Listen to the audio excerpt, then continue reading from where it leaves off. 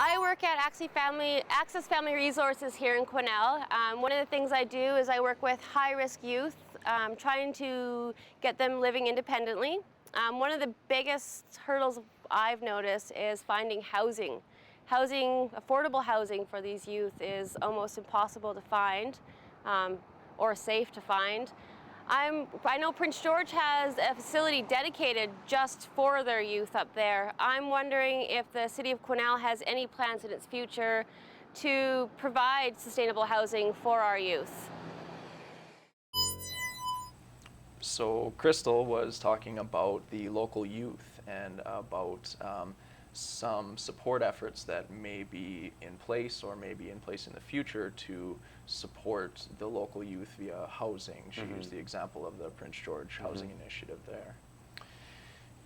So one of the challenges we are ultimately going to have as a council is, does the City of Quesnel, so council manage, it's the weirdest thing, and it's hard for people to understand.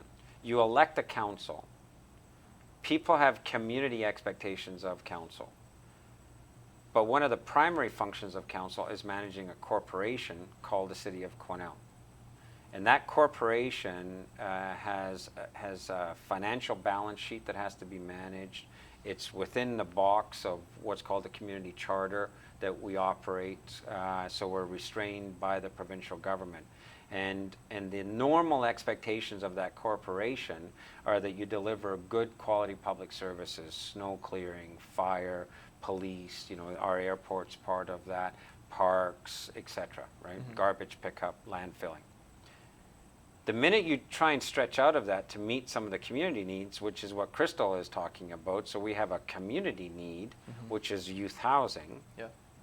You then really have a strange dynamic that you have to manage, because many councillors believe that they're here to manage the public purse and make sure that the normal corporate activities are delivered well to the community.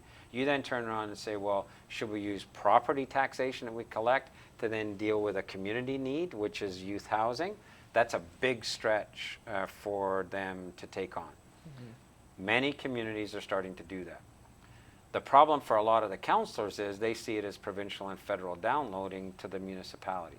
So you really walk a fine line. It's a tough one. Like, I totally get Crystal's request, and we feel it too. And again, it's part of a community sustainability is if you don't have the right housing, if you're not meeting the needs of your entire demographic, you're not a sustainable community, right? Balance again, eh? Yeah. So I think council will be evolving over the next little while to think about being more deliberate and more proactive.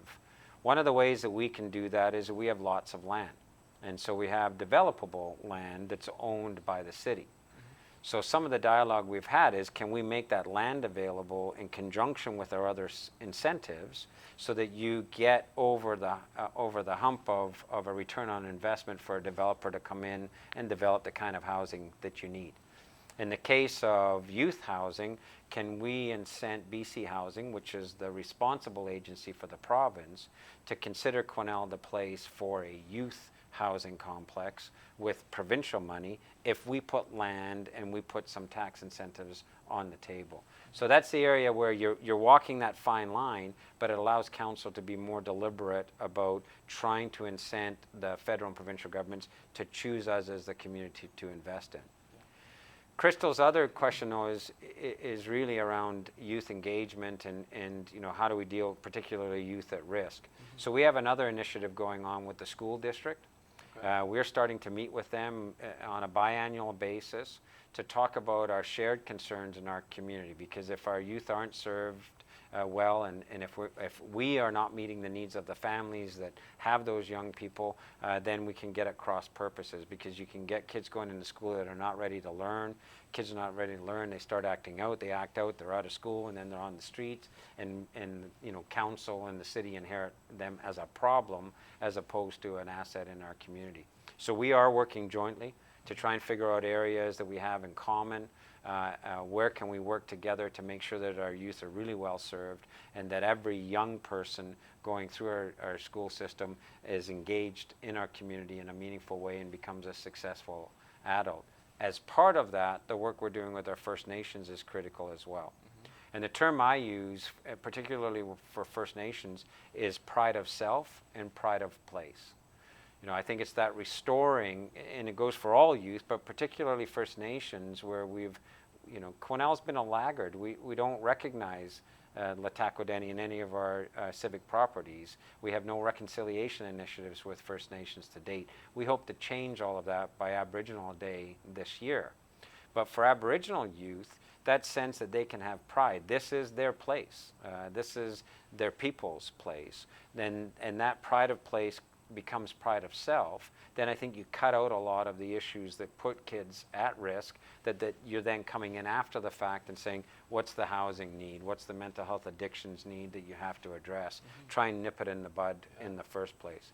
So we want to be proactive in trying to make sure that we're not creating generational issues, that you have to come in and provide the supports, but at the same time, Crystal's right, we need to be providing the supports as well.